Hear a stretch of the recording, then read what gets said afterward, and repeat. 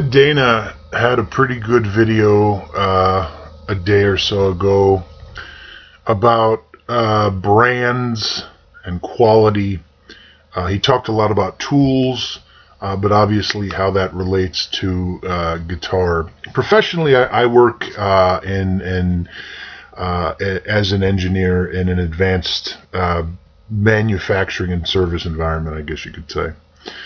And on that basis, I definitely have learned the difference between professional grade and hobbyist grade versus junk grade tooling.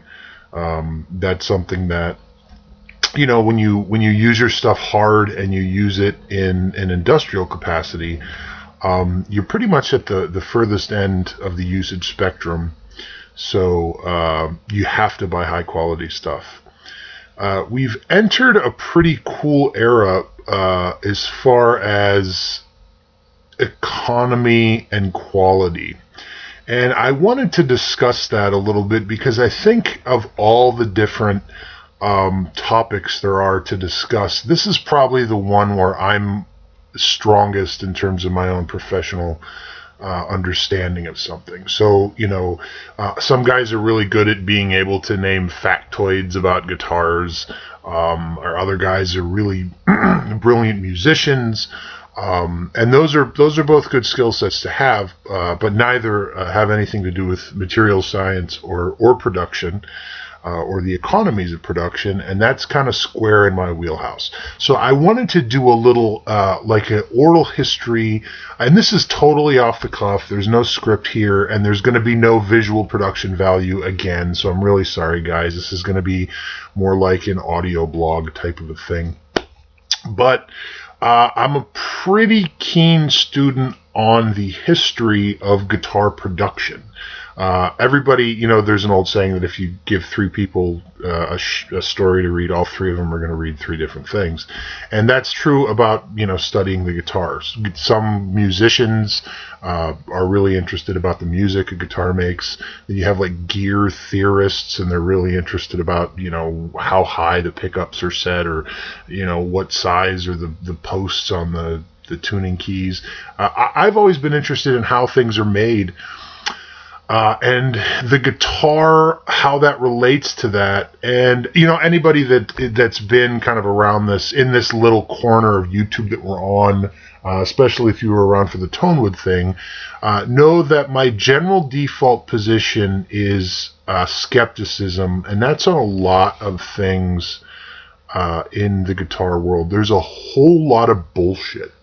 There's a whole lot of credible appearing people that say things that ultimately aren't true, that there's a lot of folklore, and that's what folklore is. It's shit that people have just said for such a long time, and it's become such it has such an inertia that other people believe it, and the guitar is really, really susceptible to that. So we'll start off with an interesting thing. Leo Fender once said about pre-CBS Instruments that they made a lot of amazing guitars, but they also made a lot of junk. This was an era really before computerized controls in manufacturing, and there's no understating how relevant that is to production economy. When I say production economy, that is the ability to produce something for a certain price to a certain specification. Now, one of the problems in the guitar world is magical thinking. There is an absolute overwhelming majority of people who have theories and opinions about guitars, about guitar brands, about materials, without having any fundamental understanding of how any of it works, not just necessarily at a physical level, but also at a mechanical level. The problem is brands have come to... the brands are smarter than you are. And when I say you, I'm not meaning you, but I'm meaning you, definitely the general guitar market. And this isn't just in guitars. Malcolm Gladwell had a really interesting story where he talked about how Grey Poupon Mustard realized that they could sell a hell of a lot more mustard and get people really, really interested in their product if they put it in a pretty bottle and charged more money. And that's really, really true. That's something that Gibson has obviously been engaging in. And I believe Fender does too, especially with custom shop offerings. Now, the thing with magical tone belief is, and confirmation bias, is especially once you persuade somebody to buy that guitar, once you've persuaded them to come across with that $3 or $4 for that big trophy, like the guy works a drywall job and the 1 month he got a bonus and he took that, or his tax check, and he took that tax check and he went out and bought that custom shop telly that he's always wanted. That to him is a trophy. It's an accomplishment, and he will defend to his fucking dying breath every superstitious folklore about its tone, its magical playability. When you look at what these things are from a production perspective, they're manufactured components. Now, the interesting thing right now is you can take any guitar, and even let's assume the lowest quality guitar, because China, like anything else, has a quality differential. The art of outsourcing really is quality control on your original equipment manufacturer, because they will cut corners. And one of the things, guitars are so fucking simple. And in the CNC age, these components aren't hard to make to an adequate specification. So what you get into is the idea that you pay for what I can only call as like superfluous craftsmanship. And that is the idea that instead of an arch top that's cut out on a CNC router, it's an old luthier who lovingly shapes it with his chisels and little planes, and that's fine. But where it goes off the rails is the narrative of magical tone, magical power. It has some sort of a mechanical difference, and it really, really doesn't. Guitar branding and guitar, magical brands are almost just as much bullshit as electric tone would, insofar as they're rooted in a belief that if you were to challenge it, it would really, really crumble. Gibson can't make a Gibson guitar in Nashville for what they could make that exact same guitar at that exact same specification in China. As a matter of fact, it's a fraction of a fraction. But as Fender learned in the 1980s, when Fender was really at a low point, it's fucking hilarious to listen to people talk about Fender guitars from the 1970s as, because they're 40 years old now, they go, oh, they're vintage and now they're magical. Well, the fuck they are. Fender guitars was at an absolute low point at that period of time, the late 70s and earliest 80s. And the Japanese decided to enter the guitar market, and employing the magic of Kaizen, industrial process manufacturing, they thought, okay, what we'll do is we'll make guitars that are higher quality and sell them for less money, and obviously the American people would buy them. And they did that with everything. They did that with consumer electronics, they did it with cars, they did it with guitars, they did it with anything the Japanese tried to enter the market. Their big thing was, we're going to make it better and we're going to sell it cheaper. And for a lot of reasons, in a lot of product lines, they had wild success. Japanese cars being the big one. Now, I remember when people said, I would never buy one of those junky Japanese cars. I only trust my American iron, as they were putting their seventh transmission in their Chevy Citation. And then the Honda Civic would go down the road with like 300,000 trouble-free miles, but they would still say that. And this is relevant to Fender guitars, because I grew up in that era of amazing Japanese guitars. Japanese guitars that blew the fucking doors off. Japanese guitars from Gushin-Gaki and Matsumoku that were just astonishing instruments, that were better in every way to most of what was being produced in America, yet you still had these believers chanting that the Japs make junk and ain't no way no Japanese gonna make no guitar good as no American, and they were just fucking idiots. So the relevant thing now, obviously there's been 30 years of hindsight and the bullshit has cooled down, and now you look like a complete asshole if you try to suggest the Japanese can't make anything.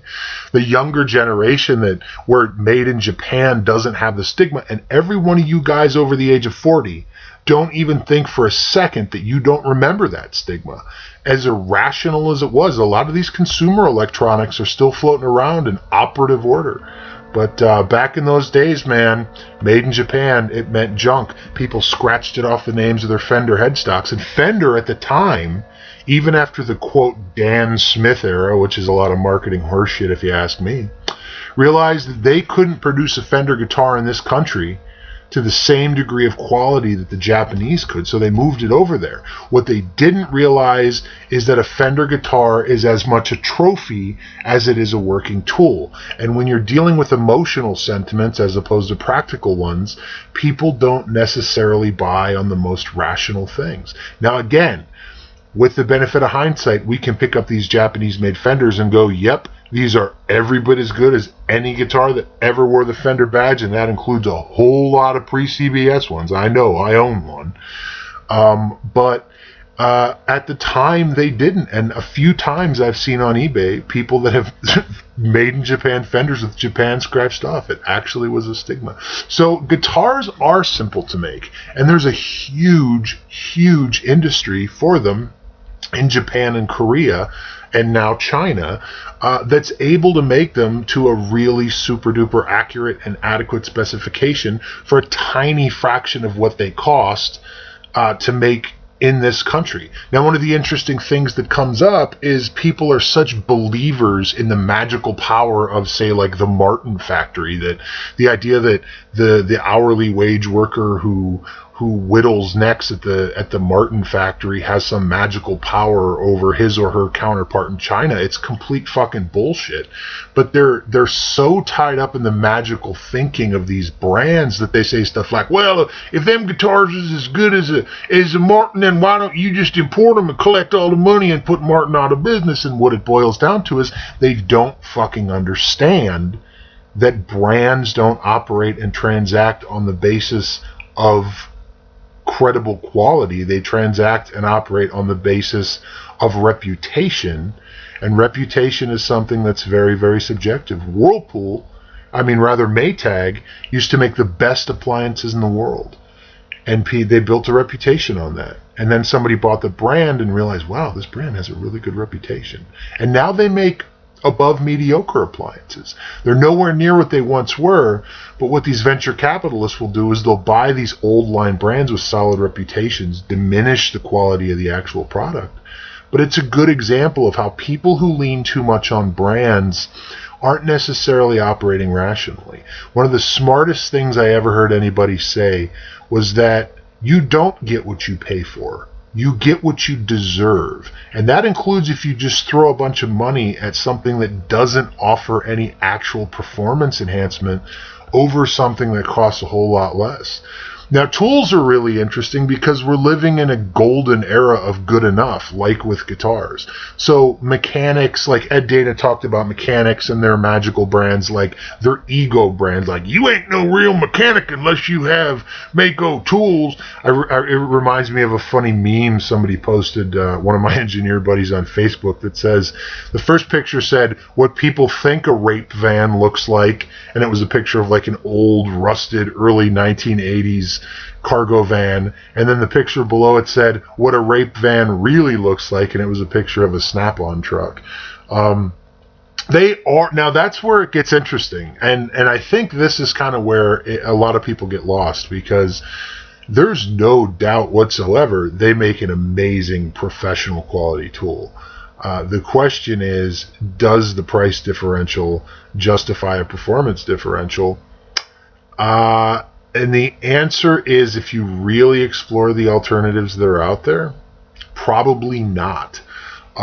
There's some import tools from Taiwan that we use that are very, very economical and that are built to an insanely rigid standard. And they've been used in aerospace for a very long time. Now, these aren't people whittling guitars. These are guys building airplanes, rocket ships, and other classified craft. These are guys working at the highest level of stuff, and they use them. Yet you can go to some guy who's changing oil in a garage, and he'll say you ain't no real mechanic unless you have Snap-on. That's kind of how brand loyalty works. And the worst I've ever seen by a country mile is the guitar world. People are so incredibly loyal to the name on the headstock that's really what they base their decision on. And for as simple as guitars are, they really don't possess magical powers at Fender or at Gibson or at Martin or at Taylor that can't be duplicated overseas. And the funny thing is, man, right now, somebody just sent me a link. There's a Chinese company that's making jazz guitars right now.